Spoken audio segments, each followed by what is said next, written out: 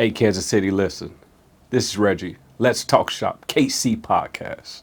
I just got through interviewing your favorite cousin, Deona HuSTLe, Hot 103 Gems. And listen, we talked about so many great things. We talked about her relationship with God. We talked about her relationship with her mother and her mom being sick and needing her and how she's navigated that. We talked about who is she off the air. We talked about her being an introvert and an extrovert and balancing the two. There's so many things that I can't capture in this brief little snippet. So do me a favor, watch the show, like the show, share the show, and be able to let's support Deona HuSTLe from Hot 103 Gems. This episode is brought to you by HuSTLe. Since 1908, HuSTLe has been proudly serving first responders and military with best-in-class pumps, equipment, unmanned systems, tactical vehicles, and defense solutions. Learn more at darley.com. That's DARLEY.com. You serve others, we serve you. That's solid. Hey, so obviously getting started, I'll do my interlude and my alto afterwards or whatever. Okay. So it was something that when people would come on the show, something about when you say action, everybody just got super nervous. So I just started talking I like that. So you just getting straight into it. straight into it. That's that way, easier. That way, it's not a whole lot of hesitance up front, but a lot of the foundation of the show is rooted in Christ. And so, do you mind open us up in prayer? Yeah, let's do it. Perfect. Thank you. Oh, I'm doing the opening? You are. Oh, I like this. Well, y'all better come in here and hold hands. No, they don't do that. They don't do that. We hold hands virtually. Okay, virtually. Let's do that. Okay. Bow your heads, close your eyes, please. Father, we come to you today thanking you for another day, thanking you for all the people that you put in all of our lives that are in this room. We thank you for all the blessings that you have given us, and we thank you also for the hardships that we've all been able to get through, Father God. And we pray that you continue to help and lead us and guide us. And we also pray that this conversation lifts you up, and that it's a great conversation, Yes, God. and it maybe inspires somebody or just leads somebody in a good direction. In Jesus' name we pray. Amen. Amen. And hallelujah. Introduce yourself to the family. Okay. Who are you? Why you here? So I love the setup already. Let me just shout out to the people in the room. They're doing an amazing job. But I go by your favorite cousin, Deona HuSTLe. I'm a radio personality and host of HuSTLe and Shine in the Morning on Kansas City's #1 for hip hop, R&B, and throwbacks. So 6 a.m. to 10 a.m. weekdays, I am on there with Brian B. Shining, the big homie. And then I also have my own podcast, which I'm going to get you on. So You know what I'm saying? We got to figure out your schedule. You know what I'm saying? We got to figure out your schedule. It's called The Off Air Hustle. DJ, MC, do a lot of everything. That's who I am. Perfect. St. Louis perfect. native. I got to mention that too. Hey, why so many St. Louis folks come to Kansas City? If y'all be repping St. Louis so hard, why do y'all come to Kansas City? I personally chose to come to Kansas City for a couple reasons. College was one. Okay. But I enjoyed the space, like the people. I enjoyed it. It's a lot of similarities, I'll say. Yeah. As far as like the pride in sports, I admire that. Like Yeah, y'all got a lot of pride when it comes to Kansas City, Straight up. and we're the same way. Yeah. But what team y'all rooting for? I'm rooting for the Cardinals. Straight up? All day Baseball? long. Right on. Are you a Royals fan? Am I? Nah. we'll come over to the good side. Right. Come over to the 11 championship side. Just come over. Hey, I'll say this. I think culturally, you don't see a whole lot of us in watching or supporting baseball. It's been my experience. You know? Oh, okay. Yeah, that's what I say. Yeah, that's big. Yeah. Exactly. So you like 2 championships over 11. I mean, that's just bad decision making. The But red you're a is baseball fire. dude. Yeah, no, the You do? Cardinals You are? They real. I mean, baseball. they'll go down Yeah. in history for Yeah. the things that they've They're a done. Hall of Fame franchise. Absolutely. Okay. They have Hall of Fames for franchises, but they. Yeah, I ain't a they've hater done of the Lou. I ain't gonna say that. I ain't a hater of the Lou. I think St. Louis. I think one of the best things they could have done is to put that diamond downtown. downtown. And that's what Kansas City is trying to do now, which Yeah. I understand, but a lot of people now are like, I should have did that years ago. We don't Right. want it. Right. And I understand people's concern about that, but Yeah. I think Ballpark Village in St. Louis is a perfect representation of what it should look like. Yeah. Because it's like how Power and Light is. Right. If the ballpark was centered around that, it would be great. And that's literally what Ballpark Village is in St. Louis. Yeah. I like the Lou. I ain't a hater. I Have just you tried the rice? what? What? Ah, Listen, come listen. on. Everybody goes crazy about this rice. And my thing is this. Is this. Tell me what it is. Right. I don't see a huge difference in St. Have Louis. you tried it? I have, but I'm saying okay. I don't see the huge I don't see what's crazy about it. You And just then I'm gotta- watching interviews on you and you saying that you won't even touch Kansas City No, rice. I don't play like that. But why? It's nasty. It's no disrespect. I love my Kansas City cousins, but I don't eat the Chinese food. And I know a lot of Kansas City people that understand what I'm saying, and they go to St. Louis to get rice Yeah. because they know it's a difference. What's the huge difference between St. Louis and Kansas City the rice? cooking, the color, and that's not just Kansas City. Any other city can't compete with St. Louis rice. So throw some soy sauce in that thing. No. See, that's already, you can put soy sauce in it, but that's not it. What is it? It's already a day-old rice. It's a method. Okay. And that y'all be having that Panda Express rice. And Panda Express rice is cool if that's what you want, but if you want some fried rice, Yeah. you know, maybe get a St. Paul, get you an orange or peach vest. Yeah. You got to go to St. Louis. St. Louis. Shout out to St. Louis. You know what I mean?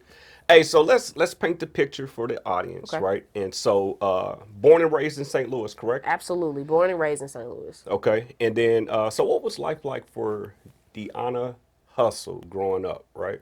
I mean, it was cool. I mean, it's so much I can unpack. We Okay. could be here all day long Yeah. if we went that route.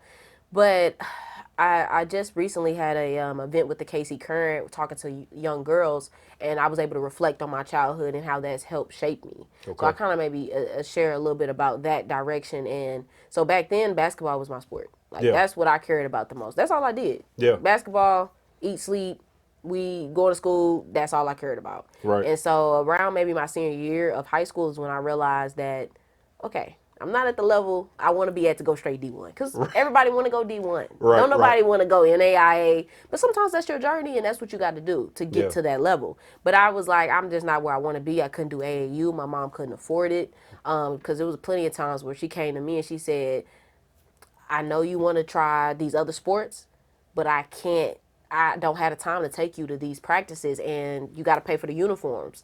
You got to pay for the shoes. All the things that come with that. As a kid, you don't always understand that. Yeah. You just see, I'm just playing. You ain't even got to practice with me. You like, you Yeah. can't do this. But I was super understanding as a kid. So Okay. I was like, okay, I'll pick basketball. Yeah. But once I got to that senior year, I had also not realizing it. I did pep rallies. I was like a class clown. So I got picked by a lot of the teachers to be like, hey, it's awkward in the classroom. You gonna talk and lighten the mood. So Okay. I was always put on the spot with a lot of things. Yeah. And I even spoke at one of our graduation ceremonies. And so at that time, basketball was still in my mind. Yeah. I didn't know radio, entertainment. I had no idea about those things. Yeah. And so it got to the point where I was like, okay, cool, I'll figure it out. Maybe, check out some schools. It's time for college. Yeah.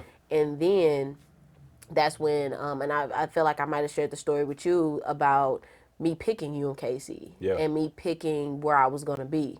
And so that's when my mom had this random dream, and she was just like, girl, I had some dream about a robot and whatever. Me and my mom talk like that. That's my girl. Right. That's my best friend. Yeah. And so I was just like, okay, whatever. We get to the campus.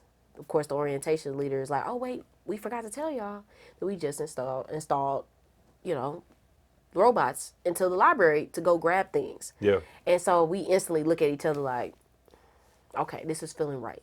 So all the moments that I had when I was in St. Louis, I feel like led me to finding my path with entertainment once I did step foot on campus, because that first day I ran into somebody who invited me Yeah. to the student station. Right. I didn't know they even had one. Right. So it's like a lot of times you have moments where you're like, oh, wow, I didn't know that this calling was going to happen, but you're really sowing seeds of that into your life without even knowing. And so, like I said, when I was in school, I was cool. I was kicking it. I was the class clown. My mama used to tell me no all the time when I wanted to go places. Okay. So I stopped asking. Yeah. She let me go maybe skate king, coach light, a little bit like skating wise. I did those activities, but Yeah. anything else, she asked too much questions. I'm like, you asking too much. I don't know. Like, what's the address? The mama gonna be there? Mama, just let me go. And she would say no. So I got to a point where I didn't really care about that. I just was like, I hear about the party afterwards when I get to school. Yeah. And that's it. So You that got brothers, sisters? only child. So do you feel like your mom sheltered you some? Yeah, I feel like, but I think when people say sheltered a lot, it comes off as a negative thing. Okay. Like when people say it, it's like, oh yeah, you sheltered, you don't know no better, you don't know this and that. Right. But I also came with the aspect of, I'm from St. Louis, so we Yeah. feel a lot of times that everything is set up. So Okay. we already are on the fence a lot of Okay. times, and I Okay. feel like with just the way my mom instilled things in me, even though I might not have had treacherous things happen to me in my childhood, I've been able to be one of those kids that can learn from other people's mistakes. Okay. And so I've been able to see different friends or other people go through things, and I'm like, okay, now I know how to maneuver. I ain't got to go through it. Yeah. Yeah. I do not have to go through it Yeah. bad to understand that I should react this way. I should move around. So yes, I do think that my mom has, of course, protected me in a sense of certain things because she saw things, and so she was like, you know what, I want to put my daughter in this environment. Life is gonna happen. You can't protect everything from away from your kids, Yeah. but you want to make sure that they're set up right to Yeah. handle it. And I feel like my mom did a really good job of that. But yeah, of course, there's plenty of things that until I got to like high school and even like college, I didn't experience at all. Where other people my age was like, "You ain't did this." I'm like, "Nah." I took my first sip of liquor. To me, at the time, that was still too young. Was like 18, no, 19. Yeah. And that was when I was in college. Wow. So it's like I was cool, but I also have always been content with not doing that. Because it's just never been for me. I've always been really focused and career driven and just whatever I'm on right now, that's my focus. So you 11, you 12 years old, career focused and driven. Well, I wasn't necessarily, basketball was what I cared about. So that was Okay. my thing at that time. That's all I really cared about. I had no want to be like, oh, I want to go pop bottles in the club. I wasn't even really seeing that because I grew up in Yeah. a church as well. So I always joke with people that my mama was playing Mary Mary and Kurt Franklin and Shackles, and then I get in the car with my dad, and that's when I'm hearing the Sirius XM version of songs that I thought. I'm thinking I'm like, they cussing. I'm like, oh, so that's when I was learning the T-Pain. I think that was the Bartender, Yeah. the Lil Waynes. I was Yeah. hearing all of that. So it's like I had a healthy balance because I was able to be around my dad. Yeah. And most dads, I feel like you gonna get the raw and uncut. Right. Right. So I was able to get a little bit of both of that through my parents differently. So Pops is hood. I call him the OG. So I don't Okay. even be like, hey dad. I mean, sometimes I do, but I be like, what's up, OG? Right, So right. that's how we speak. And I just talked to him today because he's on a flight right now. And so I was just like, what you doing? Yeah. So yeah, but that's our relationship is he's super cool. He's the opposite a little bit of my mom. So you a daddy's girl? No, I was finna say I still am at certain points, certain moments. I feel like in certain chapters of your life, you lean more on one parent.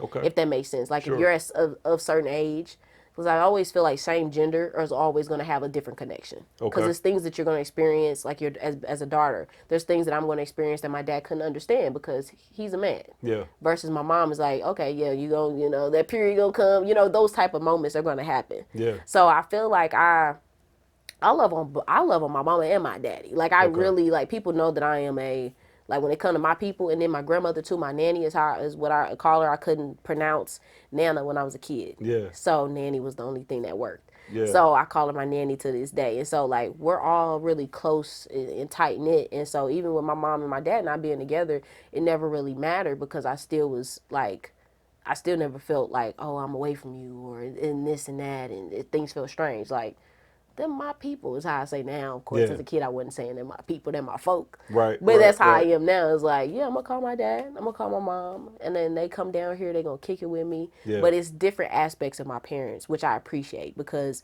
I think sometimes people get in the habit of not seeing their parents as human too. Yeah. Yeah. And I feel like I feel like I'm a very understanding person. Yeah. So I've always understood that my mama, other people know my mom before me. They Yeah. know, they might have seen her when she was a cheerleader on East Side High. Right. They might know my dad when he was doing something different than so I understand that just because they're my parent doesn't mean they off limits to the world. And the people that love them and, and those type of things. Yeah. So it's like I've always been understanding of this, and I feel like that kind of just caters into just me evolving and just me being me. All right. So you weren't boy crazy or nothing? Oh, no, I wasn't doing none of that. That's why I said I saw people. Okay. I saw my friends go through relationships. I was the one that was like helping them. Yeah. Like, girl, why are you crying in the middle of class? Like, what? Over him? right. Ah, nah. Over her? Ah, nah. So, Right. I just never cared for those type of things. Okay. But you know, it just kind of depends because I have seen a lot of people that just be wilding. Yeah. But I don't know. It's just certain things may have been instilled in them differently than me. Yeah. Where it's just like that's just their whole world is finding that. Maybe it's some things going on in the home. Yeah. Who knows? Right. But I just even like I said, even now in life, we just working. We working, but it doesn't feel like work. You know what I mean? You feel like you struggle with balance? Oh, well, absolutely. Especially when you say that you so one, and Yeah. excuse me, like more one-dimensional, basketball or school or whatever the case may be. Yeah. I feel like a lot of individuals may struggle when it comes to just balance. Yeah. I think balance is I was talking to, I think it was Elena Page. I had her on the show and she was like, I was like, how's the balance of motherhood and your business and all these things? And she was like, balance is BS. And I was like, you're kind of right. Because it's this idea that you're going to be able to give everything 100% at the same time. Yeah. You can't. Yeah.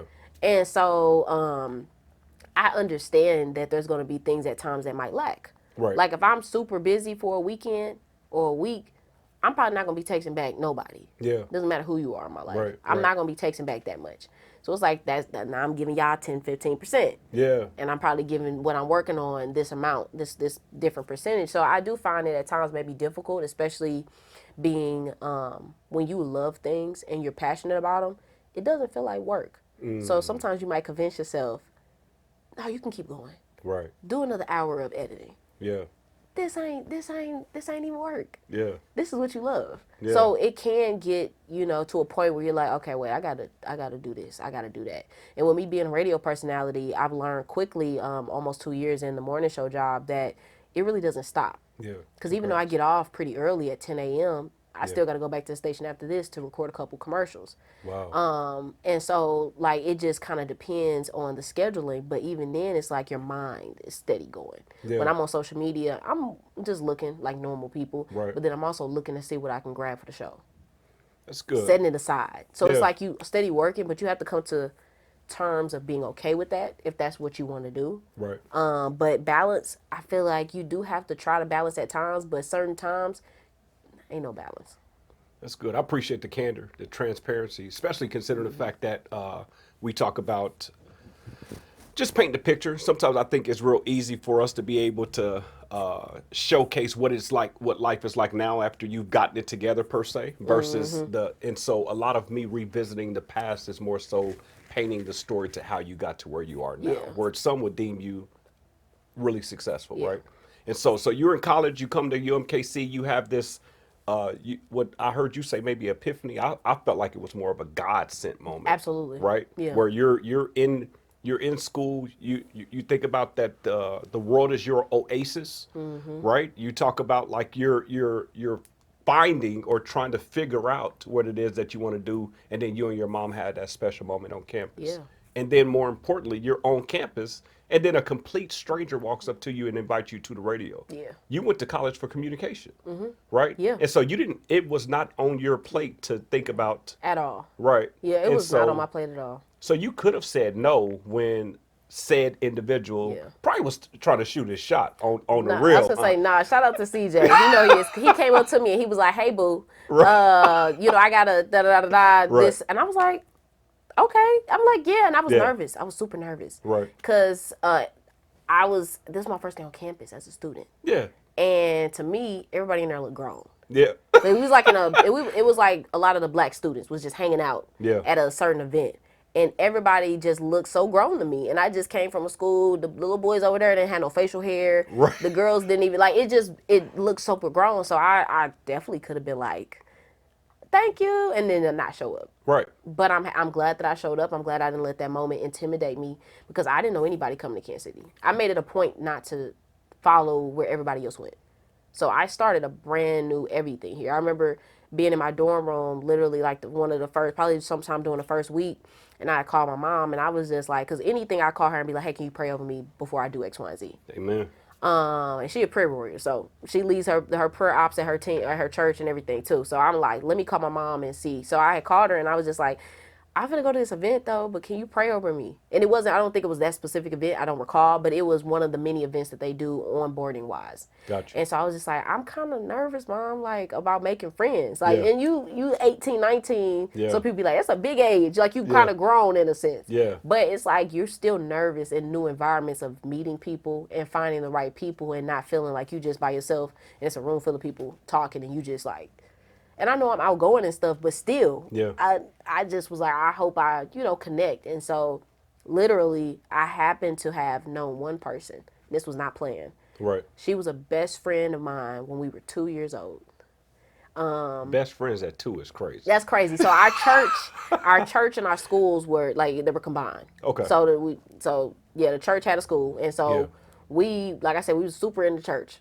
So that's how I was raised. And so we'll get out of school, our Christian private school, then go to revival that night. Okay. So we would know a lot of the people's families, all of that. And so her and I had known each other for a very long time, and we had hung out like this. But in the high school period of time, we had talked like on and off, Yeah. but kind of just fell off because you grow up and whatever, it wasn't a big deal. Right. And so the fact that she had moved in, she was on the same floor as me, dorm wise. Right. And I've actually never told this story before, but she was on the same floor as me, dorm wise, and her mom, who we knew, my people, and so I know that made our people feel comfortable too, to be like, okay, cool, like, y'all up here too? Like, Yeah. okay, cool. And so that honestly was like my segue to the people she knew became extensions of, my friend group too at the time. And so it made it easier for me to adjust to like that part. And I was able to meet a lot of great people at UMKC that I had didn't know. A lot of people were very welcoming. Yeah. And they were just like, hey, come to this event. And so I was like, okay, cool. And so that's Right. what I did. I went to the events. I didn't hold back. I was outside. Yeah. Like in a sense of being like, I'm finna go to these events.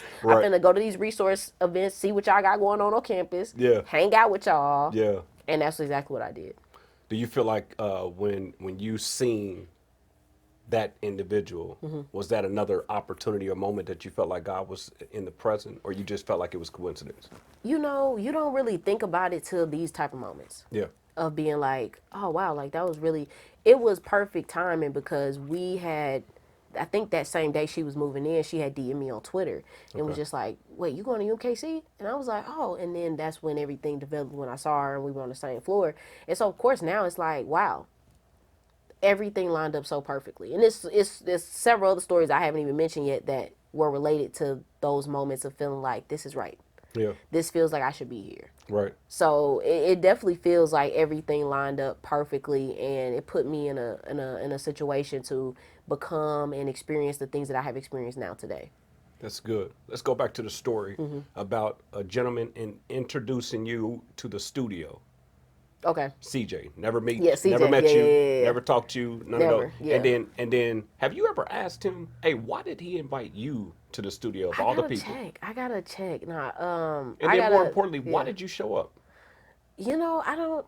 So I do need to call him and check because we still like he has his own podcast. He's a big Beyonce fan, so he was like, I need to get you on there. We talk Beyonce all day. Yeah. But with that, I think he said he had just kind of started at UMKC too, so he wasn't really super. He was still kind of new too, which was like that took guts for him to come up to me. Absolutely. Now, yeah. if you know him, you would be like, okay, yeah, he outgoing. He wouldn't care. Yeah. He'll go up to a stranger. Yeah. But on the other end of just me deciding to go, I think I was eager to get into something, try something new, just see what was going on. Because even though I am like focused inside of a way that I'm disciplined, Yeah. I think it's more so I'm disciplined and then focused because I do many things, but I'm focused on doing those things and I limit my distractions, if that makes sense. Yeah, for sure. But I just probably was super excited to go and just like, oh, let me see what it's about. Yeah. And he personally invited me. So it was like, I'm big on those type of things. I'm not finna say I'm going to go and then not show up. Yeah. I'm not finna give you my word and then not show up. So That's I know important. that it was definitely this just how I am. I was like, well, I told him, okay, cool. Yeah. And I'm like, I'm finna go and see what they got going on. And ever since then, I was a part of his show, and then I became the president of the radio station when it was my time, Yeah. which he was the president at the time. Right. So it's cool to see the transformation and think back like moments like this, how a moment you could feel like it's harmless or not intentional Yeah. might not really be for that person or you. But when you finally get to a place of all the things that come with it and being able to sit back and be like, wow, this happened all because of that moment. Yeah. Then of course it's like, wow, this, like I've always told people I feel like I'm aligned with God's will. Amen. Because I felt like I'm in the right place in Kansas City where I should be. Right. And everything has been flowing since. Why didn't you go back to St. Louis? I love my hometown, but I didn't want, I just spent my childhood there. Like, I've been there. Yeah. So it was like, I'm always pro. I tell people all the time, they should get out their hometown, at least for an experience. Okay. You should come back, because I know a lot of people that go to other cities and then they come back with some different wisdom, some different perspectives, and then they're able to bring something new to their city. So I like the idea of doing something different. Yeah. Being not doing what people would expect me to do. Like, oh, you gonna just stay in St. Louis? Like, no, I love my hometown, which is why I just feel like I'm carrying, a little bit of that to every place that I go. Yeah. Cause I tell people all day I'm from St. Louis. Yeah. So it's like, you don't have to ask me. I'm gonna tell you. All right, bet. So in that moment that you was in the studio, I'm coming back to the studio. You felt like you fell in love with the radio at that point, correct? Yeah, I mean, ultimately, I was nervous, like I had mentioned, but Yeah. we were just having conversation. Yeah. It was really podcast before podcast is how it was set up, because we were online a little bit because it was Yeah. a student station, so we're not like on the airwaves. Right. But we were online, but we were also just in there, and every week people would come and we'll talk about the latest incident that happened. Okay. We're like, oh yeah, did you, man, that pothole up the street, crazy. So we would just have fun. Yeah. So it didn't even feel like, oh, we super structured radio. When I actually got into real professional commercial radio, then I learned the structure really more so than then. But it was just something that was just fun to do. And I mean, it was a really good experience, but it was just shoot for the stars, go for it, have fun with it, and whatever comes about, comes about. So I still didn't really have like a clear intention at that point in time, because I switched my minor. No, actually my major. I switched my major a couple different times. I was stayed under communications, Right. but it was so many different umbrellas that I did. Okay. So I was like mass communications, and then I graduated with film and media. Yeah. Because I didn't even graduate with a radio degree. Yeah. I graduated with film because I was doing videography. I did my own movie when I was still on campus. So I did all of that because I was like, let me get this experience under my belt while I'm paying y'all thousands of dollars. And Sally Mae's still on my bumper. But you know what? You right. I did sign up for these. I didn't know what I was signing up for. Yeah. But, hey, it's okay. I got my piece of paper. Yeah. So with all of that, I ended up picking film and media to end with. Okay. But I jumped around in like interpersonal, all of that, journalism and some of that. Yeah. But I ended with the film and media part. If you had to say one reason why you feel like you stayed with being a radio host or whatever the case may be, what would that one reason be? I like to talk. You like to talk. I like to talk. You don't feel like there's anything else that you can do? Because you could be Absolutely. a newscaster. That's you too could strict. That's too strict. You see what I'm saying? Like, why the radio? Why this? Why this? Yeah, well, I was going to say, the news stuff, too strict for me. Okay. If anything, I would love to be an entertainment correspondent, come on and tell people about what's going on, maybe talk hip-hop culture, and those type of things, I think I would add a great element. But as far as me being on and back to you, Bob, nah, that's not for me, because I want to be myself. Okay. And I've been in environments before where I couldn't be myself. Where I felt like I couldn't be myself. I'm not going to say I wasn't able to. I just felt the constraints of being like, let me be a certain way because I don't know if I can really be me. And those don't feel good. Yeah. Especially if you want to do it 9 to 5 or majority of your time. And so I've seen the news thing and all of that. And my nanny, she probably has mentioned it before. Like, oh, what you do? I said, no, nanny. I'll call you back. Now I don't even want to talk no more. Yeah. Or whatever. But I think the radio piece is what made me help me fall in love with it was when we were in college, I had a lot of times and opportunities to invite people that have their own clothing brand. These are students. Right. And I was able to meet artists. So that was like the time I was able to just anybody, come on the show. Yeah. Talk about what you do. Right. And so we did that for so long. And especially when I started doing my own show by that point when CJ had graduated, like I just carried the torch and did my own thing, and then people still came into my show and we kicked it. Yeah. So that was the thing, is like, this is fun being able to help elevate somebody else's brand, and then to see the look on their face by feeling like they got something out of it too. Like, oh man, like I just got some more followers. Like, thank you, I appreciate you, and the building relationships piece. Yeah. Like that's the part that's too is like I get the chance to meet so many people. I'm terrible with names, but I know faces. Yeah. So it's like, Yeah, oh, yeah. okay, yeah, like, oh yeah, we was this and that. Like, oh man, how's your business doing? Yeah. Like it's dope to see people evolve and see how one of those moments just was real small, Yeah. but it helped them along their way. It helped their exposure. Right. And then of course, like I mentioned, I talk a lot. Yeah. I used to get in trouble for it a lot in school. So to be able to get paid for it is Yeah. nice. Yeah. You know, I'm happy about that. Right. And so I think those are some of the reasons why radio was my choice. Just because with that, I've always looked at it as the NBA. Now, bear with me. Bear with me in here. When I say the NBA, I always looked at it as you got your LeBrons, you got your Kobe's, you got your Charles Barkley's, you got your Scottie Pippins. You got these players who made a name for themselves. Right. But they did it on the platform of the NBA. But they have endorsement deals. They do so many other things. They do camps. Right. They do crossover with TV. They radio. They might be on Shaquille O'Neal did a couple songs with Biggie. Yeah. Like Kobe did a song. So you see that them being a brand in themselves, they were able to go into other things. And so Yeah. when I say radio is, I think of radio as the NBA is, being on air is my platform. I'm able to help people, bring people on the show, highlight things in Kansas City that needs to be discussed. We talk to the mayor every single Monday. We got the Jackson County prosecutor who's on once a month. We talk about the things people want to know, and then we're also able to have fun and bring in some entertainers, kick it, and have the comedy people on. And then I'm able to get opportunities where I DJ, Yeah. I host events, I'm emceeing. So me having that solid platform allows me to be that brand. And I can go out and do whatever I want to do in Yeah. a sense of positive impact, in a sense of DJing, hosting, MCing, whatever it is. Yeah. So that's how I look at it. That's good. You talk about DJing, and excuse my ignorance. Mm-hmm. So, do you have to be a DJ and to be a radio host or I'm personality? glad you asking these questions. All right. So no, so the way the people sometimes do get the DJ thing confused. Like Yes. some people view of DJ as just the people that spinning records.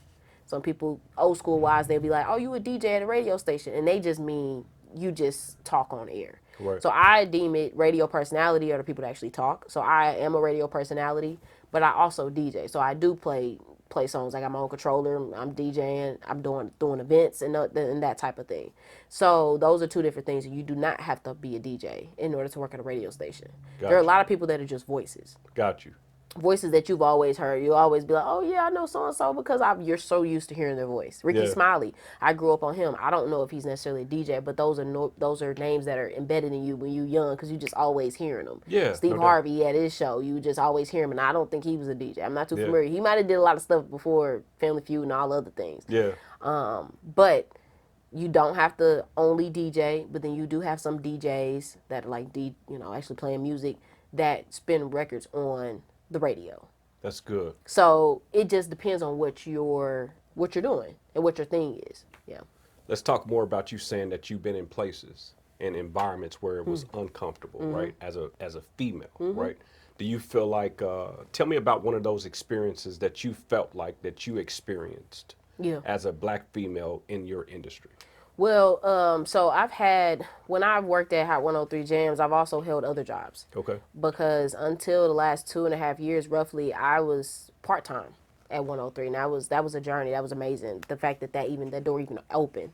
Because I just was working there part-time, like, oh, I'm going to just get my hustle on, do my thing, and then eventually one day I'll go to a different market and try to get a full-time job. Right. Because we had a full-on roster. So it wasn't, I wasn't thinking about that. It's my first time in radio. I'm just starting my career. I'm just trying to work on my skills, have fun, grow my brand. That's all. Yeah. And so doors open, things change, and later there became an opening for that morning show, and Brian was doing it by himself Right. for a period of time. And so at that point in time, I had a lot of people that just kind of was like, you need to do that. Like, you need to apply for that. And it hadn't even settled. Like, it wasn't even announced yet. So I didn't even really think about it yet. I haven't had time to think about if I was going to shoot my shot with it Yeah. or what. Knowing me, I probably would have. But Yeah. I still had some real OGs in the radio that was like, that's y'all. Yeah. Like, do that. And so that whole ordeal was a whole nother situation. But when I was holding those different jobs, being part time at 103, I worked for shout out to Big Brothers Big Sisters, love them, they're great. And then I also spent time a couple other places in this marketing firm, and so I definitely had a lot of different things that I experienced. But in that, I had also experienced working in an environment where I was the only black person, and of course the only black woman too. Yeah. And so you go into those environments, you're like, oh, I ain't tripping, Yeah. not a big deal. That's sometimes you look at it as opportunity because you're like, okay, great. I could come in here and maybe, I can open the door for other people so that they can expand their diversity and those type of things. Or maybe I can just be a point of view Yeah. to add to it. So it doesn't always feel like a negative thing when you're going into environments where there are people in the room that don't look like you. Yeah. And so I had just been in that environment for a period of time where I got tired of it. Where I was just like, I was feeling like I couldn't be myself. Where I felt like, and that doesn't mean that I couldn't have, but I didn't feel comfortable enough or safe enough to just kind of be my casual self. Yeah. Which is why I enjoy working in radio, because I don't feel like I have to filter myself. Like, of course, you have to filter your language at times, but that's it. Right. I don't feel like I can't be myself and make little jokes and, kick back and say slang. Slang is the biggest way of the piece that feels like me.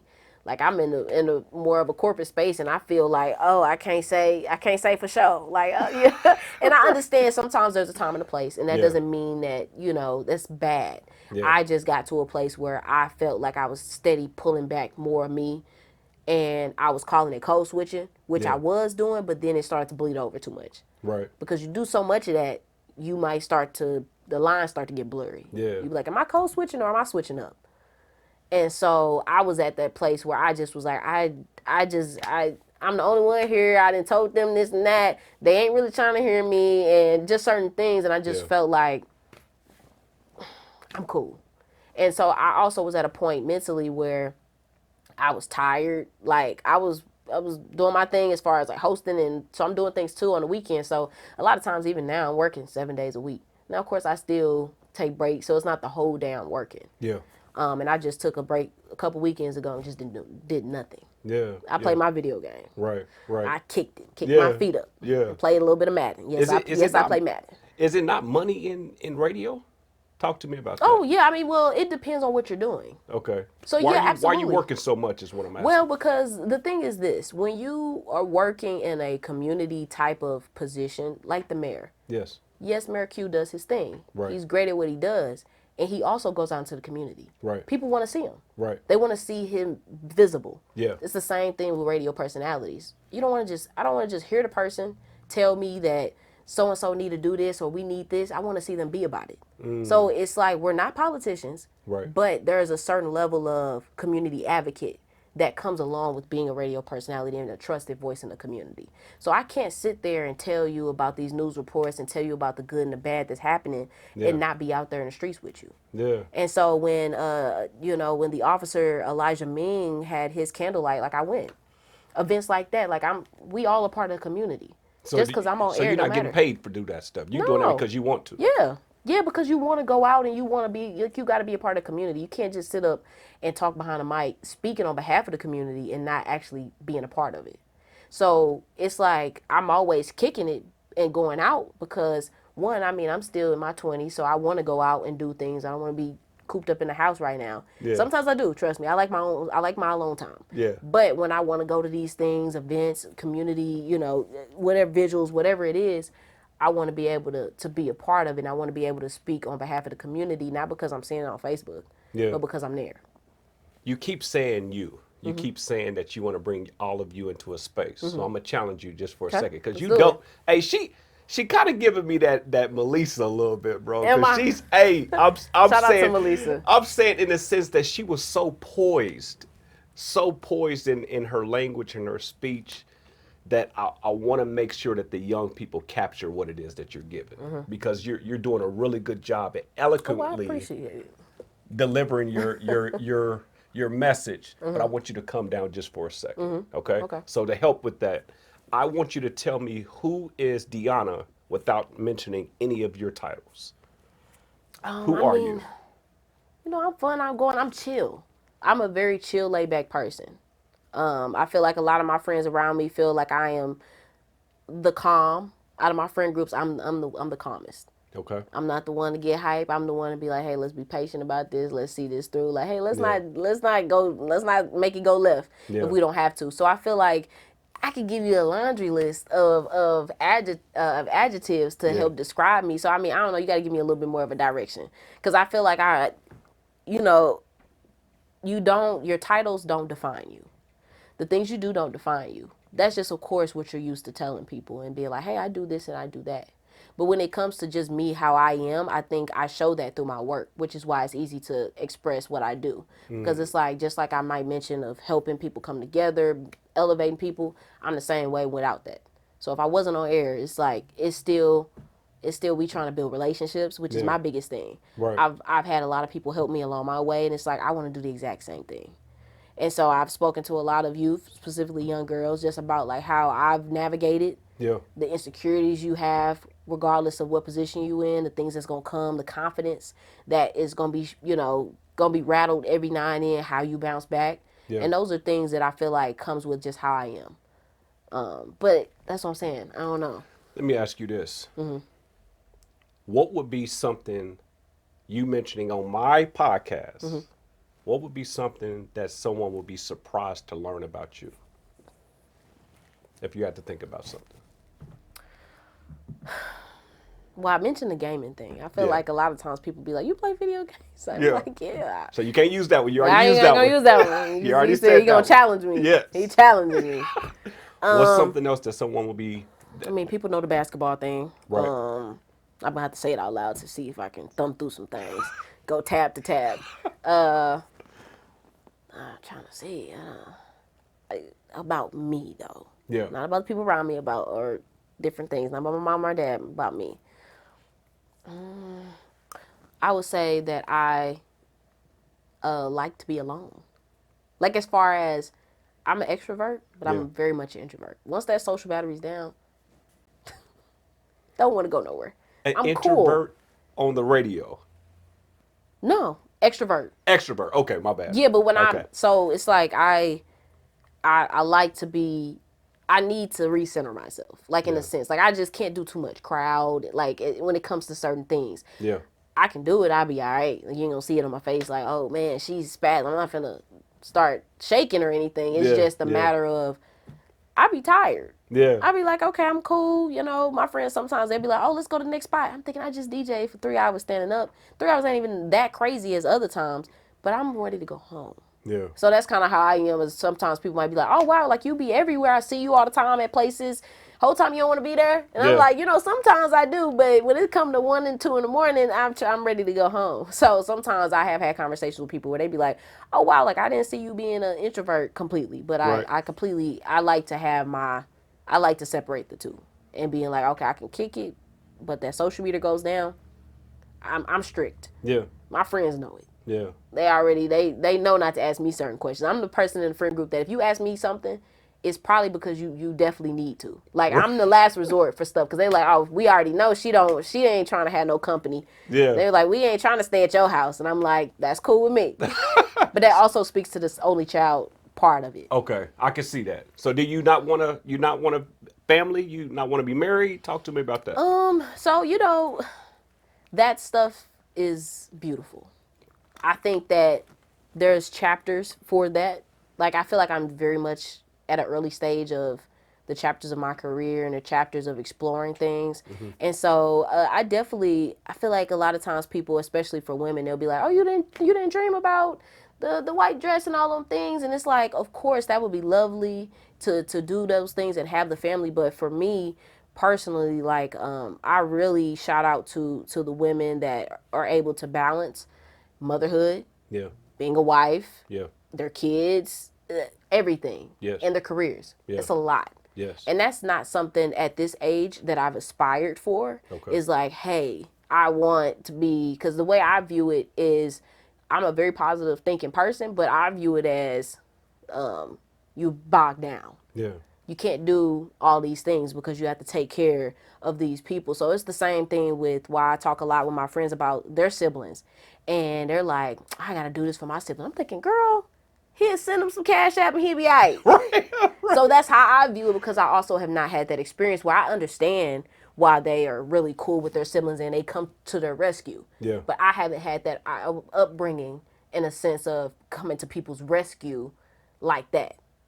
So it's like I don't, the responsibility factor, in my head, I can control my environment if I know what I have ahead of me. Yeah. If I have other things and people depending upon me, that's a completely different situation. Yeah. And so I was just watching a video of actor Clifton Powell, and he was speaking about why he thinks marriage is a beautiful thing, but he kind of regrets getting married at the age he did just because it was hard for him to try to take off in his career and then balance having time for his family. And I think that's how I view things is I think it's very much hard for you to be successful. And there's plenty of people that have done that. Yeah. There's a couple I just interviewed. They're very successful together. Yes. But for me, I don't see how people can do it because I've seen so much negative at times where people really just struggling. Right. They can't even talk to their spouse that much because maybe they're busy. Yeah. And sometimes you have to find the right person that understands that. And I don't think that, people understand it, but people going to feel how they want to feel. Right. And people will agree to stuff that they're not okay with. And then eventually they'll be like, okay, wait, you this busy? I didn't think you was that busy. Yeah. So I do feel like there'll be a chapter in my life where that actually becomes something that I would really think about. Yeah. But as of right now, I've always been like, I would want to get to a certain level of my career and stability and to even think of something of that nature. Because So no dating or nothing. I mean, I can't really say too much, but that I can't really say too much about. But You see what I'm saying? She is so good. but I'm not that good, you trying to act Miss like I'm media trained. I'm not. I'm not at all. But I'm just saying, like, it's levels to people experiencing you. Yeah. And I saw somebody say this, and I was like, this is a perfect example. Not everybody you interact with or entertain or you're romantically involved with, not every situation deserves a souvenir. Meaning you don't need to leave everything with something. You see people that are always leaving every single relationship with a kid. Everything might not deserve that type of extent of a relationship. Sometimes you're just meeting people and you go on a couple dates and it's a good time. You move on with your life. Right. There's nothing wrong with that. You don't fall out with them. It's just that. Yeah. And so I think that people don't have enough understanding of that. And it's either we going all the way or no way. Yeah. And it's like, it's not always, life ain't, life ain't just always that. Right. But like I said, I feel like I am an ultra understanding type of person. And I might have an outlook that some people might be like, what? You think like that? And so that might be something that will surprise people. But like I said, I've always believed in making sure that I'm solid Yeah. before adding anything else. And that could be another responsibility in the shape of anything romantic. Yeah. The kid is not even something that that's out the question for Yeah. right now. That's not something I would even want to worry about. Right. And that could be something that career-wise, I'm like, I don't have time for it. I'm not going to commit to something that I'm not going to dive into. Yeah. So I've made a lot of commitments career-wise to certain things, but then I've also learned to drop things off because I'm like, you know what, this chapter is coming to a close. I've been able to give this for that, Yeah. but the time is up for that. So I just think it's kind of a balance at times to be like, I can do this and I can do that. Is there a voice that goes off in your head that says that, hey, this is the end of that? Like, how does one, again, the young people is the audience. Yeah. How yeah. does one know when a certain season Oh, that's easy. or That's time easy. is That's over? easy. The problem is if you're going to listen to that voice. It's easy because in my head, if something becomes a distraction, it's getting you away from a goal that you have. It's making that goal harder to obtain.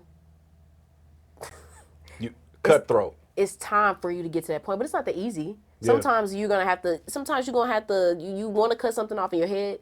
Because the thing is like the whole denial thing. Once you get to the point where you realize it, you're like, oh, wait. The reason I couldn't make this meeting is because so-and-so didn't bog me down for the third time this weekend and they knew I had to do this. You know what? It might be time to do a sweeping. Yeah. Do you have a conversation with them, or it's just one of those D&D? Oh, no. So my phone is always on D&D. There's that. I don't understand it. I just don't get I it. got used to it. Blame Apple for even adding that as a factor. That was the best Right. thing they could have added. I ain't gonna lie. I Real. put my favorites in there, like, so my family can get through to me because my Right. mom, she just mentioned this. She called the police on me one time because I did not answer, and I told her I was making it home. It was like 1, 2 in the morning. So she called the police to do a wellness check. Luckily, I answered in enough time for her to call the dogs off. Right. But they was headed to my house at that Right. time. But back to what we was discussing. Remind me. About about balance. Oh, the phone call. About- You was like, how does it happen? Yeah, I Yes. just think it, because I'm talking about it in a general sense too. Okay. So you got to communicate. Yeah. I'm not a person that's like just ghost somebody Yeah. or just leave, because I compare a lot. Try to put myself in other people's shoes. Yeah. And I also try to compare between like jobs. Yeah. You wouldn't just not go to work. That's good. Cause I don't believe in burning bridges. Yeah. That means across any industry, anything. I'm gonna try to communicate to you, maybe rub you the wrong way. I don't know. I Yeah. could. Right. But I feel like I've done a really good job of building a lot of healthy relationships with people in the industry, people general. Like I Yeah. don't want anything from you. We just happen to connect. We Right. talk about X, Y, and Z. Cool, that's it. Yeah. But we built some type of relationship where we know we see each other. It's like, hey, so and so, Yeah. what's going on? How's life? Right. And those type of things. So I think communication is needed across the board with everything.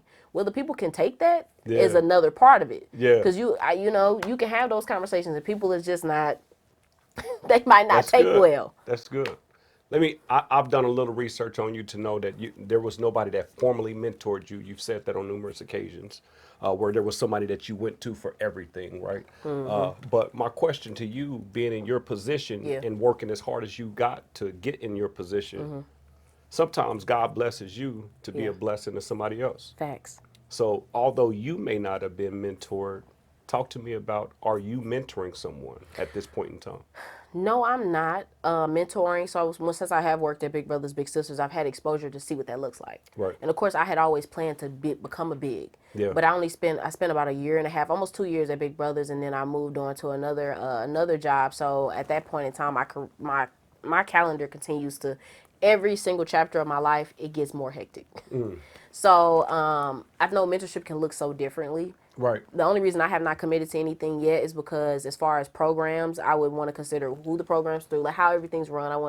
I'm a fact checker, so I need to go through the list and figure Yeah. out, make sure I can commit to it. Yeah. That's how I am. So if it is something that I'm like, okay, cool, I can dedicate this, then I would do that. But I just haven't. I feel like I personally right now don't have the best time to give someone what they might need. But I always tell people, if you have questions, ask me. Yeah. If there's somebody I can introduce you to, ask me, because that's what a lot of people did for me. Right. So it's like I might not be able to sit down and have a real thorough conversation once a week with you. Right. But me knowing that you hungry for something, that's going to make me be like, I'm going to introduce so-and-so to so-and-so. So I have Yeah. a lot of people in my network that are videographers, photographers, and they hungry. Yeah. They like, look, we want to stop by your event. We want to stop by this. And I'm like, all right, cool. Yeah. Well, let's do this and that. Like, let's set you up to get this. So I try to put them in places in other rooms too, because that's what I've had. Yeah. So it's like I might not be like, an official mentor to one person. But I always tell people that are younger than me, look, ask me a question, I'm going to answer it. Yeah. Once they get through the D&D. Well, Right. DM me. DMs, I'll respond to a DM. You will. Yeah, Okay. yeah, that's why I said I'm texting the same people every day, so it's Yeah, not really yeah. much that I need to. And sometimes I still be like, oh dang me, you Yeah. answer in your head a lot of times. You be like, oh, I thought I said this to so and so, and you forget that you didn't. Right. But I had an event the other day, and I was like, yeah, just DM me, Right. because I'm gonna get back to it. Just give me my time to get back to it and make sure that I can give you all the details what you need, and be like, hey, so and so's great for this, so and so's great for that. So that I definitely do. Yeah. Because I believe in passing the baton, because it happened to me. And Right. it continues to happen to me. That's good. What motivates you when times get rough? There's a lot of pieces of that motivation. I feel like we all got the materialistic motivation. Yeah. You want to look nice. Yeah. You want to smell good. You want to, you want to do these type of things. You want to make sure you can carry yourself well. And so with doing things, that's always going to be a factor. But I think also, in addition to that, is, at least for me with my mom, she's battled a lot of different health things. So when I mentioned that she finally made it to Kansas City, this was only her second time coming here since I graduated college, which was in 2019. Right. So it was big for me to get my mom to come here, because she was feeling a little bit better, and just to show her the life that I've been able to build here. Like, she know the people, she be seeing it on FaceTime. I'm like, nah, mom, I want you to meet Brian B. Shine. Like, I want Yeah. you to meet Myron. I want you Right. to see these people who I be telling you about every single day. Yeah. And just kind of see how people treat me here. Like they think so highly of y'all. Like Yeah. they think so high. They be telling them, all those things. So I was really happy for that. So that really a big motivation is everybody I feel like that I know that's a good person has Yeah. a dream of putting their mama, their family in a big house or whatever it is. Yeah. Like I don't want my mom, my nanny, even my dad to want for nothing. I want to be able to take care of them. Like I always told my mom and my nanny that our old house, my great grandmother's house, when they had to eventually sell it because a bullet flew through the house, specifically my room. Thank God I wasn't there. But with that, she had to finally sell it, and I was like, I want to buy back this block and redo it because it's up and down. Yeah. But I was like, I want to do that, and that's Yeah. still something that I hold on to today. That I might not say it every single time I talk to them, but that would be lovely if I can make that thing come true. But just those moments of being like, I don't want to feel like I'm, just helping my mom here and there. Yeah. Because with her situation, it's only so much she can do. Right. So, because my grandmother's retired and my mom is disabled. Is Okay. how yeah. So she's able to be mobile. So she's a lot of people when they hear disabled, they think of mobility. Yeah. So she has had 2 torn meniscuses and a lot of other issues, but she's able to be mobile. She just can't do too much. Gotcha. But with her battling lupus and diabetes and just other things that have come her way, seeing her get through those moments, and then before she was really not feeling good with the whole health thing, she still is my number one supporter. Like we used to go to the Arch or anywhere in St. Louis, and she'd be like, let's get a video. Yeah. So when I was in college, that's probably when she started to feel a little bit bad toward the later half of my college time. Yeah. And that's when things kind of changed as far as how active she could be in the flesh. Sure. And so, but she always was like, let's do this, coming up with ideas. So Yeah. that's why I'm the same way. Is she received the NAACP Humanitarian Award. Like she's outgoing. She Yeah. does all of that. Yeah. She's helping her community. So it's really an extension of me. Yeah. I mean, it's an extension of her. Right. And so when of course I'm disappointed at times where I'm like, dang, I wish we can get back to her being around and being that active. Sure. So I'm like, you know what? I know she got to deal with these things, these doctor visits, them expensive. Right. Right. All Yeah. these things that she has to deal with. And if I can help get my brand to the point, even reach out to some people using my platform, because now I got a little bit more leverage. Yeah. It's like maybe I can reach out to some doctors that can maybe help. Yeah. To just get to know more information. So a lot of these things is like rooted from family. Right. Your people is, who you care about. That's Yeah. your people. Them the people Yeah. that raised you, the people that took care of you. She put me through high school, which was so much money, being Yeah. a Christian Yeah. private school, Yeah. and deciding that, and just all the other things. So that's a big motivation piece for me. Is just I would love to be able to make sure my people straight. Yeah. That's a given. And then if I'm able to help anybody else, that's like my sisters, who I call my sisters, of course, still only child, but Yeah. like my best friends, all of them. Right. Of course, I want to help elevate everybody Yeah. any way that I can. So that's what I love about my friend groups is we're able to we're elevate each other Yeah. with the knowledge we have. We might not be where we want to be yet, That's good. but all of us are doing really good for ourselves. So it's good to see my other friends and everybody in their own doing nursing, walking the stage for this, doing that, getting promoted at a job, Yeah. learning new stuff about themselves now they want to do. And Yeah. so we really just we got a pool of us, and it's like, hey, they'll hit me, be like, hey, I need a this and that. Do you know how to do that? Because I might have done it. And then I might be like, hey, I need a this or that. And they like, oh, yeah, I got you. Yeah. So it's really cool. But a lot of my people around me are, I think, a big chunk of my motivation. Let me ask you this, and it sounds like you're super passionate about your relationship with your mother. Mm-hmm. Your mother's in St. Louis, you're here, and you see this as you grow older, as we all get older. Mm-hmm. And you said you're a big fan of somebody spreading their wings and going to another city. Yeah.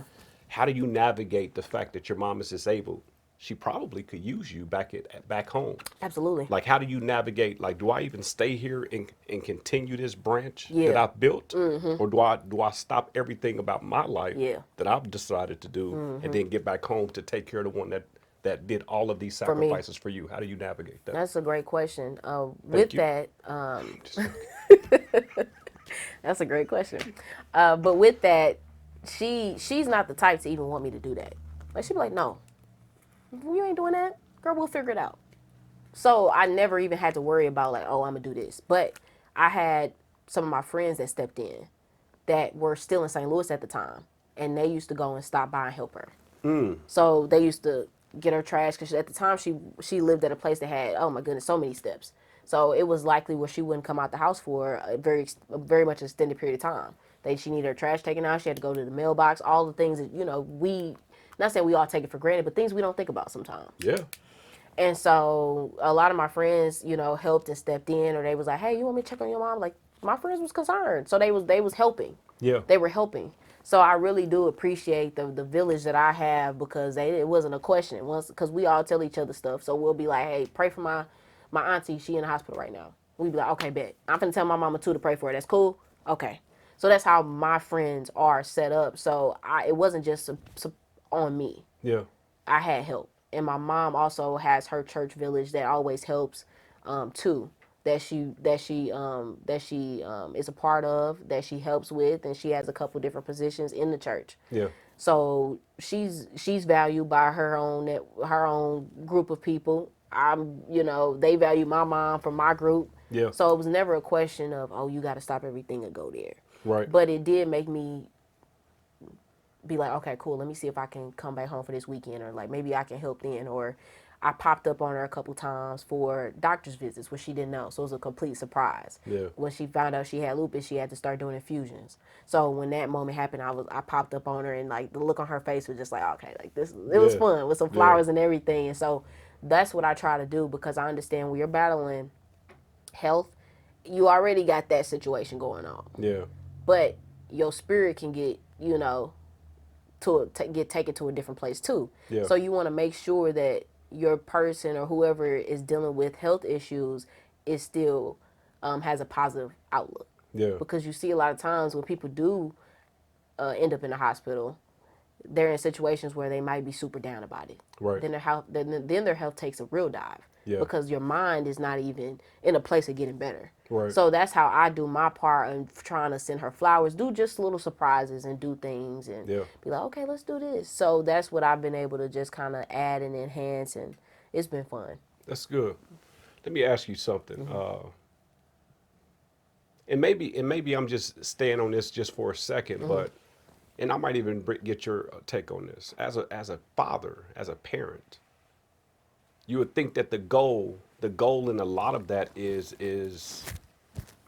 you create this success for your children in hopes not for them to come back to you, but in hopes that one day they will never forget what you've done for them. That way, because I feel like life is full circle.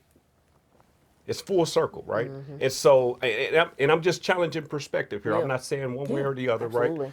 And so here it is. Let's just use her since she's a guest. Her mom is sick. She's battling a major disorder, right? And she only had one daughter because she was being responsible. She said that's the only daughter she was. She said she was done. She was done, right? And then so now, and I'm just and so Deona is successful here in Kansas City. Her mom is back in St. Louis. Yes, she has a village to rely upon, right? But it's not her village's responsibility, or is it? Whereas this is Deona's village, but as a parent, you want your kid to be able to go out and explore life and build their own life. Right. But at some point, do you have a little selfish desire to say, hey, I need you to come back and help me out too? What do you think, Chris? So my kids are in college. This is an excellent question. Thank you. I'm just joking. And my kids are young, and one of them is just turned 20, so he's early. Okay, 20s, cool. He's doing his thing. Both of them doing their thing. But my thing is for them to go forward. I imagine, and I don't know your mom. I heard her on the radio the other day, but I don't know her personally. But the challenge is you want your kids to go so much forward, and you may need their help, but you don't want them to stop their progress to come help you because you want to push it forward. And now I know that there are parents that are selfish, and my wife and I go back and forth because my son, he think he a local celebrity or whatever. But she's like, when you blow up, buy me a house. And I'm like, no, don't buy us no house. Don't buy us no house. Push that money forward to your kids and your family. That's good. And I heard someone explain this very eloquently. In the black family, we send money up the family tree instead of down the family tree. We send the money backwards generations instead of forward generations because we buying our parents' houses and cars or whatever. No, invest that money, push that money forward so your grandkids will be okay and their kids will be okay instead of going back and paying stuff that's you appreciate them. Yeah. You love Of course. them. I know Yeah. you love me. You're my kid. Yeah. Right. I don't need you to financially come back and help me unless things get that bad. Right. Yeah. But focus on forward. And so I imagine it's a challenge if you do need help. That's good. That's good. And so Yeah, did that you makes understand the perspective that I was just trying to push there, you know? And that makes sense because you might run into parents, at least you see them online sometimes, where it's like the parents that feel like their kids owe them something. Now, I Yes. do think that there's a certain level of you should give back to your parents because they gave to you, Right. but it should not be like your parents are holding it over your head. Yeah. And I have heard of some parents holding it over their kids' head where it's like, you better do this and that. Like, you going to buy this for this. And it's like, let them live their lives. Like, let them go out. And so, I'm blessed to feel like I've never experienced that. Yeah. Like, my parents, I've even said something about my nanny. Like, I think I might have mentioned. She was like, don't do that. Yeah. You don't got to do that. Yeah. They don't care. Right. But I want to. Yeah. So That's maybe it's good. a selfish thing for me. Yeah. Of being like, nah, like I want y'all to experience X, Y, and Z. Yeah. Because I know maybe y'all haven't experienced that. And I feel like certain things in life you should. Yeah. Even if it's just fun, it's just like, oh, okay, it's just cool. You just got a rental for the weekend, your hair's your hair down, whatever. Just experience it. Just to experience it. Yeah. But I completely understand that some people might use it as a way to keep their kid in. Yeah. You want them to go far, you see it, but then you might be keeping them in. So that, of course, that's not healthy at all. Selfless. I'll go on a spiritual level. One of the biggest lessons, best lessons that my mom has taught me is to kind of have your affairs in order, but not just here on earth and all of that, but just spiritually. Make sure that you know your walk with God. Make sure you in that Bible, doing whatever helps you get closer to that, whether you are in church or in a church group or whatever, because that's a big part of my childhood and my upbringing.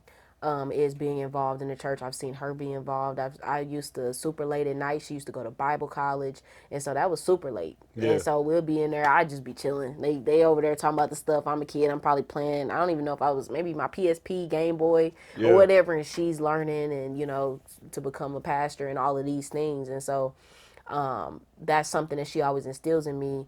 And I remember moments of just kind of that is. Maybe I may have made a joke, be like, I'm never gonna be able to do this. She'd be like, the devil is a lie, strike that down. And that's how my mom speaks. Yeah. But she be it's been a habit of me Right. where I now do that to my friends. Yeah. And they might be like, dang girl, I'm just playing, but then they like, you right. Yeah. Let Shout me out not- to Mama Hustle. Yeah, You know what I'm saying? So see, that's something that I still do, and that's Yeah. kind of like just the biggest thing is don't get too caught up in everything else that you get so you get pushed too far away from God. Do you prioritize God and going to church here in Kansas City? So shout out to City of Truth. Ever since I was in Kansas City back in college, that's where everybody went. Yep. City of Truth. So Yeah. I was like, okay, let me check it Yeah. out. And I remember it was just a couple sermons that I felt like they were really, I don't know, I felt like at home, I felt like it was inclusive and I didn't feel like it was super judgy and stuff. Yeah. Like I've never had that type of experience necessarily, but Right. I just felt like, okay, this feels modern. Like this Yeah. feels like, because everybody that was my age was going. Yeah. And we like 20 and everything. So I'm Right. like, okay, if my people my age and even staff members are coming here, like this is cool. Yeah. And so shout out to them. Of course, I can always go in person way better. Yeah. And that's something that I still struggle with doing because of my schedule and trying to prioritize that. Yeah. And that's something that I know for me, that's something I gotta work on. Yeah. And that's something that I continue to work on is being like, don't sit on that couch. Just because COVID pushed everybody online. So now you got this option of you gonna get your sermon and your blessing in your bed. Right. You gonna get your sermon and your blessing in the pew. And Right, so right. that's kind of been the biggest thing for me is just being like, I want to be a part of church groups and stuff like that, carving out that time Yeah. and making sure I prioritize that. But I mean, praying wise, like the thing to me, that's automatic. Yeah, that's good. That's automatic. We doing that before events. We doing that before things. I'm always doing it before I walk in places. I'm on the way places. All of that. And so that's that. But to me, that's like I said, the bare minimum of what I could be doing. So it's a lot of other things that I want to evolving in that space just because that's how I was raised and that's what I'm, that's a piece of me. Yeah.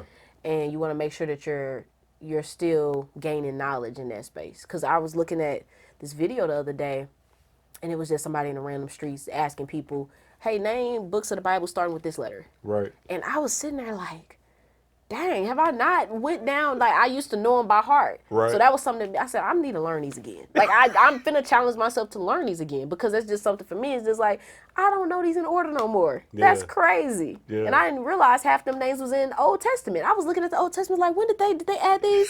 Last week? Right. I was confused. I'm like, is this a Chat GPT version? I'm all about tomorrow and being able to highlight the fact that sometimes we walk into an area of life that may not have been prepared for us. Or maybe that's what we thought, right? And so if you had to label one thing as your biggest dream, your biggest why, that you are still here because obviously life is not promised, what would that one thing be that you feel like you needed to accomplish before God called you home? I don't know. That's crazy. That's a tough question. I told you I'm gonna push you. That's a. Now you said you started it off with you're all about tomorrow. All about tomorrow. Does that hinder you from living in the moment? That's where I was going with it. See, that's what I'm saying. She good. I just trying to knock him off his pivot. That's all. She's good. I don't. You know what? I'm trying to give you a real good answer. Okay. I really don't know, and I'm trying to think of a good answer that makes sense. Is so many things that I have not accomplished.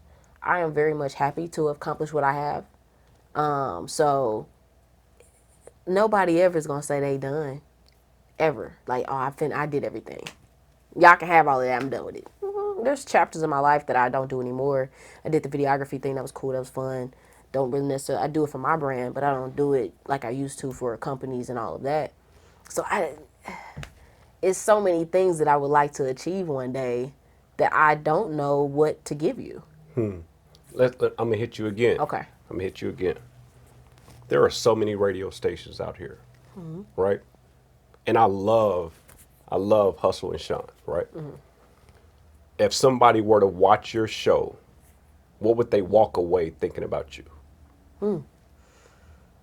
They would walk away, one, becoming now a regular listener of HuSTLe Straight and up. Shine in the morning, but also being like, you know what, she's really down to earth. She's funny. I've gotten that a couple times. She's funny, she's down to earth, and she's giving us this information in a way that somebody else would have just said it straightforward. It ain't got no swag to it. It ain't got no sauce on it. Yeah. Like, everybody love the gate sauce. It ain't got no sauce on it.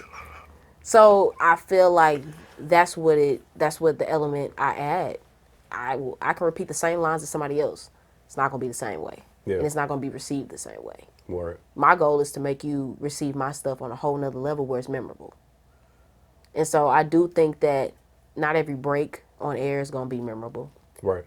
Not every moment is going to be that way, but I try my best to deliver in a manner where it's like, wait, who is this girl on the radio? Why is she saying her and her? Wait, what did she just say? And just throw people, not in a bad way, off, but just kind of being like, okay, like, this is fun. This is crazy. She's silly for that. Yeah. She introducing something new to me. Right. And so that's why I've always enjoyed being in Kansas City opposed to places that have already heard my lingo and my accent. It's because I'm one of the few people in Kansas City, along with everybody else from St. Louis, that's talking like this in Kansas City. Yeah. So it's like, you can already tell that I'm not from here. Right. So that just kind of caters to making it unique. Right. And the delivery and the approach is very much, it's just different. But I think that people would really, especially if they really listen to an episode where we're able to be really thoughtful and all of those things, they would just be like, oh, wow, like, she's really about the community. She really is about pushing somebody else forward. Yeah. She really is about kicking it too. Yeah. With the cousin. So it's like, it's so many ways that I tell people you're multidimensional, you're multi-talented. I feel the same way for myself. And it's like, it's so many pieces of me that I want people to get. It's hard to pick sometimes what I want you to leave with. Let me ask you this.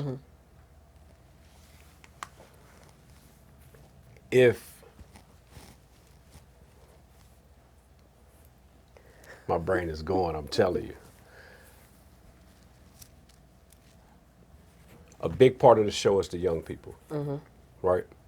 And when it comes to somebody looking at you and looking at this story, Okay. right? If they watched the last 45, 50 minutes of this story, what would somebody gain about you that they didn't know? Well, I'm gonna tell you what I want you to gain. Okay, that's a good. What I want you to grasp is life ain't perfect. Perfect. Life isn't perfect. You're not perfect. Things are not going to be perfect, and that is completely okay. I've had a lot of times where I wanted things to look this way, and it looked like blah. But the biggest part of that was that I did not give up, and I strived for whatever that was in that moment. The confidence piece is a big part of me. That's a part of my journey. I've walked in rooms where I wasn't maybe the wisest in that department, but I came in like I was ready to learn, and I had my head held high, and I came in with that confidence Yeah. where somebody be like, you know what, okay, let me see what this girl about. And so it's a matter of how you carry yourself. It's about building relationships. All these things matter. But what has been a part of my journey and what I would say are the key things, especially as for the youth that's out there that's listening and trying to figure out like, yo, I'm struggling with this. I ain't feeling this. I ain't doing that. If you don't feel something you tried, that's cool. Try something else. And that's what's been a big part of my story is when I was in school, I tried a bunch of different things. I switched my major a couple times. Right. But I kept telling myself I'm going to stay open-minded, I'm going to try different things. Yeah. Because you don't know what you don't like till you, you know what I'm saying, till you experience it. And so I tried a class that I ended up withdrawing from. I was like, oh no, this teacher tripping. I'm out of here. So it's a W on them junior year transcripts for sure. But I was able to experience it to know that I didn't want to do that class and do whatever that was. Yeah. But you got to go through it to experience those things. And so the confidence is important of when you are walking into those rooms. Building relationships has been so instrumental into my life. Yeah. And I continue to do that and meet some amazing people. So what I would want you to grasp is things are not going to be perfect. Everything is not going to work out how you plan it. Don't matter how many times you write it down. Life gonna life. Things are going to happen. But the biggest thing is how you recover from those moments. You're going to say you're going to let that moment define you and just be like, man, I'm done with this. I'm quitting. I don't care no more. Or you going to take that and use it as a lesson. Yeah. And then say, you know what? I'm saucy right now. My feelings might be hurt because I didn't do this. Yeah. But I'm going to take this. I'm going to learn how I can do it better. And I'm going to go forth and I'm going to conquer that. And so that's kind of my biggest message is just do you and figure out what works for you. Yeah. Because you're not going to have no regrets if you gave something your all. Yeah. You're going to have regrets if you sat on the sidelines your whole life dealing with stuff and never giving something your all because you weren't confident, you were nervous, you didn't want to face your fears, whatever it could be. You don't want to end up 80, 90 in a nursing home thinking how much you could have excelled in life and you chose not to. Yeah. Because it happens. Right. We going to all be scared. That's good. But you got to just take your face on. How can Kansas City support you? That's a good question considering I feel like my job here is to support Kansas City, you know? So I feel like it's us helping each other. That is what will be helpful. It's not necessarily anything Kansas City other than adding a Chinese spot that's actually owned and chefed up by somebody from St. Louis. The fried rice would be busting. I would then eat fried rice in Kansas City. But until that day occurs, and then I would like a White Castle. I talked to the mayor about this. I told him I want a White Castle. But it ain't happened yet. Right. But on a serious level, I don't even know how I feel like Kansas City can just kind of help me. I feel like Kansas City has offered so much to me already that anything else that comes along is just a bonus. Yeah. It's become my second home. They've opened me, you know what I mean? They welcome me with open arms, Yeah. the accent and all. You know, of course, some people like, man, I want to hear that. I remember the first time a dude called me Boosie. I didn't know what he was talking about. I'm like, you talking about the rapper? Like, wipe me down? Like, what you talking about? So it's like I enjoy Kansas City. Like I said, it has become my second home, and I appreciate every single thing that it has offered. It's been the origin of my story as far as radio. Yeah. So, you know, that's why I feel like my job here, as long as, especially by being at Hot 103 Jams on HuSTLe and Shine in the Morning, is to be just another voice for Kansas City and for the people that might not be able to speak up or, you know, just give a different point of view. Yeah. So, I mean, us helping each other, speaking up for each other, when things go happen, let's be a community And that's a big piece. Like, let's show up for each other when we can. Because sometimes you're in situations where you don't have anything to give. Yeah. But you gotta, understand that too. But that would be it. As we wrap up, what's next for Deona? That's another loaded question. What's next? And I don't know. I was gonna say no. What can your favorite cousins expect from you in the future? What you stirring up? So I actually am working on putting together again just a panel discussion, and I want to have you on it as well. But just inviting more professionals in the room to talk about said topic. I want to start off first speaking to our community, our Black community, and disadvantages we see and how people have overcame those disadvantages, because there will be people in the audience that are youth, or maybe people that are in the later half of their career that still might need to hear that story. Yeah. And so I'm working right now. Shout out to a couple of different organizations. I don't want to put them on the spot yet, but I ran into a couple organizations that do some really good work in Kansas City, and they were like, yeah, we would love to be a part of that mission. So still at the part of just getting everything nailed down, but I did something similar to this when I was at Big Brothers, where we did a leaders lunch series, and I had Chris Good, and then I also had I forgot his name, Collins. I think it's Isaiah Collins. Kyle. So, no, not him. Isaiah. I think it's Isaiah Collins. I think I'm getting his last name right. He is the owner of Yogurtini. Oh, okay, got you. They switched names, so now it's Fifth and Emory. So shout out to him. And so I wanted to get them on just because they can speak to being Black and owning a business. Okay. And so they dropped a lot of gems for people. So it's like I want to be able to create another environment like that, where I'm helping just moderate, inviting people, the promotion. Like I'm doing the behind the scenes because I throw a lot of events. Yeah. I throw parties, Yeah. but I also throw things that I feel like are meaningful. Yeah. Because it's like you get a lot of people, everybody want to throw a party, everybody want to pop bottles, but what you're doing is actually going to help somebody the next day. Yeah. You got to have that fun outlet. Right. But what you doing for your community. Yeah. And so that's what I want to continue to do, is just open up an actual space to have an event where we invite everybody in community. Yeah. We come, we talk about real stuff. Right. Real candid conversations. There ain't no holding back. You can be like, look, I had this job and they did this, and we have a Q&A. So that is something that I am working on. And then, of course, Hustle and Shine in the morning, 6 a.m. to 10 a.m. Yeah. on Kansas City's #1 for hip-hop, R&B, and, of course, some throwbacks. Hot 103 Jams. Continuing to do that. My own podcast, which I'm going to have you on as well, which is the Offer of Hustle. And, I mean, I'm DJing, I'm MCing, I'm hosting events. So, I mean, people can just continue to look to see me out. Yeah. I just did an event with the Casey Curran. I'm out. I'm outside. Right. I'm outside. Whether that is a party, whether that is a workshop, anything. Yeah. I'm just trying to be out in the community and just have some fun, and then also uplift. Shout out your social media tags for the people. Easy money on the social media. Make sure you tap into me on Deona HuSTLe. Now, a lot of people butcher that name, so I need you to pay attention with me. DEONA HuSTLe, HuSTLe. And, of course, the hustle, you can't spell hustle without the STL. So Straight up. Hey, so listen, I appreciate y'all tapping in. You heard it. Yours truly, Deona HuSTLe. She blessed us with her presence here on Let's Talk Shop KC podcast. And so we are incredibly honored, blessed. Thank you for coming on the show. I'm going to pray for you real quick and then we'll get out of here, okay? Yeah. Dear Heavenly Father, we just come to you today just acknowledging your presence, God. Lord Father, this platform is for you. And as Deona has come on, Lord Father, I pray that you bless everything that she does, Lord Father. Everything that she touches, Lord Father, in your name, Lord Father, we're going to give it back to you. Lord Father, you told Abraham that I bless you to be a blessing. So as she's embarked on a lot of things that you've been able to provide for her, that you neatly orchestrated before she even knew about it, Lord God, we pray that she gives it back to you. And gives it back to you in a way to where if somebody else is in need, Lord Father, that she makes it a priority to be able to help mentor them in the same way that she desired to be mentored, Lord God.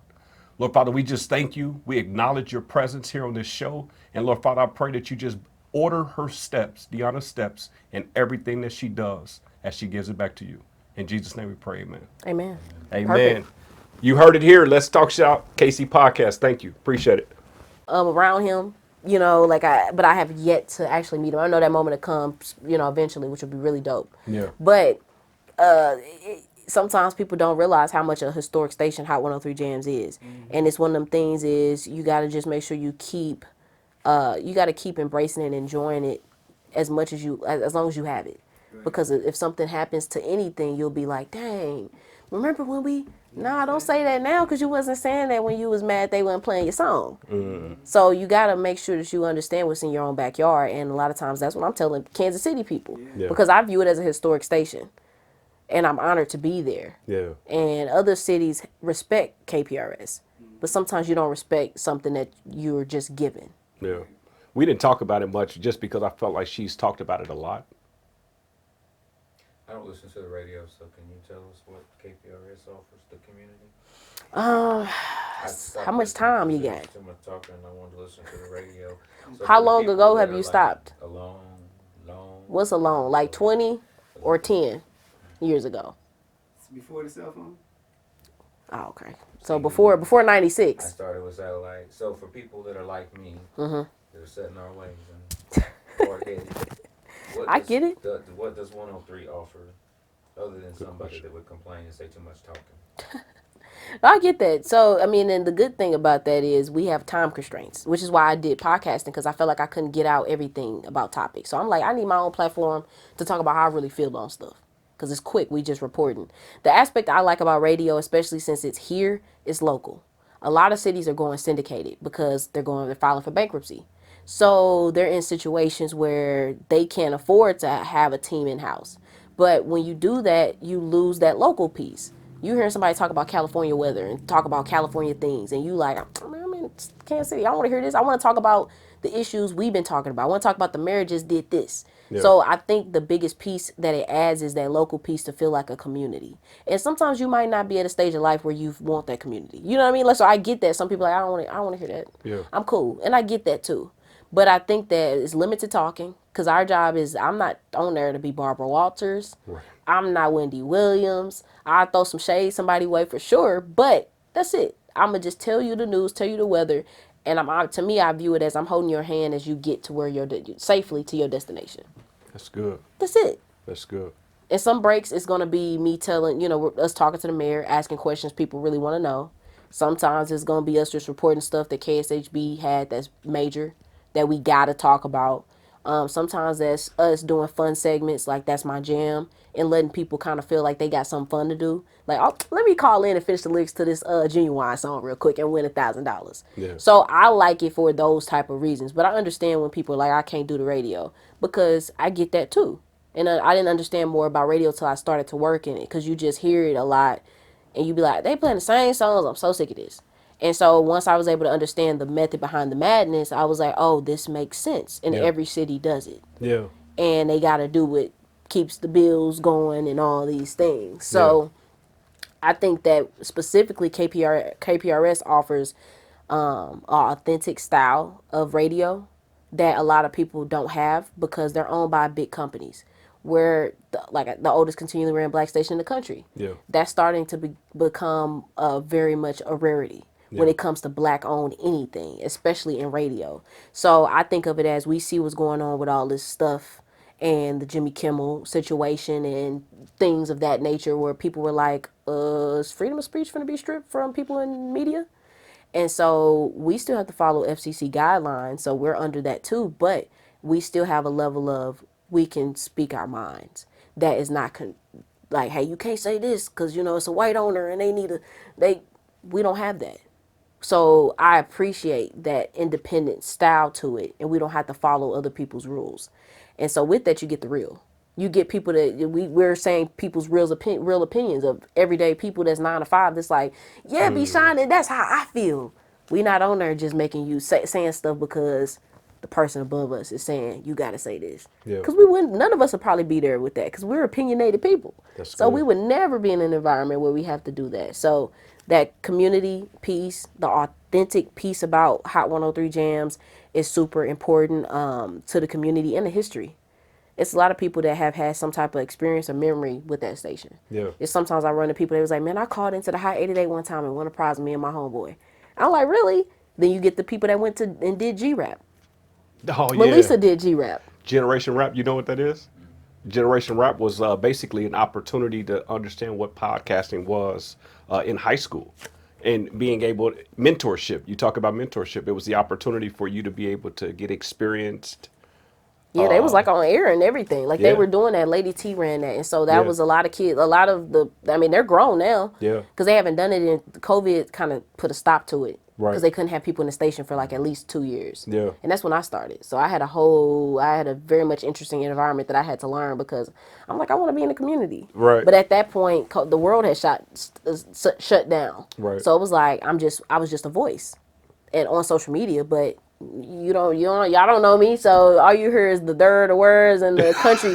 She country. What's she talking about? Yeah. So yeah, it's just I think that's what makes us different than other stations, and I'm honored and blessed to be there, to say that I'm there, because of course when that day does come where I'm in a different market, different city, I can be able to say, hey, this is who I work for, and like I said, other people respect that station. Whether people out here always do, I get it, whatever. People always gonna have their experiences. But it's historic, and it's the only station still in Kansas City, especially when it comes to hip hop and R&B, that have put on that many Kansas City local talent on air. Yeah. They had a running program for over a decade of playing local music. No other station has still done that to the day. KKFI has done some things, Yeah. but that's not a commercial radio station. So when we talk commercial, we top dogs when it comes to that. That's Not dope. no pun intended with top dog law. Yeah. And yes, I've heard the commercials and I'd be tired of hearing it too. Right. But shout out to top dog law. Have you ever had somebody come up and like threaten you to be able to put on? You watch the No, movies I've and all had that coworkers stuff. that have said they have. I haven't, but I think people address me differently since I'm a woman. I mean, you're going to have people online and say stuff, but like, you ain't going to say it to my face. Yeah. And if you do, then that's on you. Like, I'm not finna be like, oh my God. Like, all right, whatever. Yeah. Like, that's not finna change anything. But Right. I don't give off that energy for, I think, people to feel like they can come up to me like that. Yeah. I'm not arrogant on the radio. I'm not like, man, da-da-da-da. I'm not giving that. Right. So it's like, if you come up to me like that, it's so unwarranted. Like, what is you doing? Yeah. What is Yeah. you on? That's good. So no, I haven't had any moments like that, but I have heard of plenty of people having experiences where people were like, man, play my song. And, Right. and really, I don't think people realize how, I'm not going to say unimportant playing a song is, but it's so many other levels that can be more beneficial to you than that. Like what? Networking. You can get your song played, of course, by maybe somebody, but then what? Yeah. It's exposure. They're asking you on the radio for exposure. But sometimes there's better exposure that's going to be more long term. And I've had people that come up to me and just like, look, I want to like build relationships. I'm not just trying to, because that's kind of what's going to matter. Because when your next song pop, maybe that person now is like, oh yeah, I remember so and so. Let me, So I think from my experience of what I've seen, I've Yeah. seen certain people do things a way where they were coming to Kansas City to meet us, Right. like just to break bread, talk. That's it, and Yeah. to get wisdom from Myron Fierce, our boss, who's been in the game for 30 plus years, Right. and he knows everybody. And that's how they tell you about radio is you don't burn bridges. You don't need to do that because everybody knows everybody. So unless you have intentions on not being in that industry, Right. treat everybody respectfully and right, because so-and-so knows somebody in Atlanta in V103, somebody else knows somebody at this station, and if you want to hop around, you burn a bridge, that's on you. Man, she's speaking so much knowledge right now, and I love this part of the show when they think it's over. No, I figured it once it was still going. That's why I chose to watch my words still. I said, let me watch what I say still. This is the best part of the show, in my opinion, right? Because I heard I'll the say, beep. even as a chief, you know what I mean? I do interviews all the time, and I try to tell young people all the time, look, as soon as you get out of your car, the interview starts. Right? I mean, I know that you can sit in the interview room and be able to say, hey, I'm about to lie to you about all these things that you're about to ask, right? But I'm saying I'm paying attention to the way you treat the janitor. I'm paying attention to the way that you talk to my receptionist. Facts. I'm paying attention to the things that you're not saying, because everybody is so poised, and we got ChatGPT and all these other things to be able to help us with the question part of it. So I'm paying attention to, did you iron your shirt when you came here? How'd you smell? Yeah. Right? I'm paying attention to all the things that you can't say because of the fact that I feel like your words sometimes are not an accurate depiction of what kind of employee you'll be. You know what I mean? Yeah, because it might not be genuine. Yeah. Because people going to tell you what you want to hear. It's an interview. Yeah. You should tell them what they want to hear, but you Right. should also be honest. Right. because you don't want to overpromise. You get the job and they thinking you this, and you come in, you can't fake the funk too long. Yeah. So I agree with you, everything you said. Yeah. That's crazy. All right. I know you got a time, right? So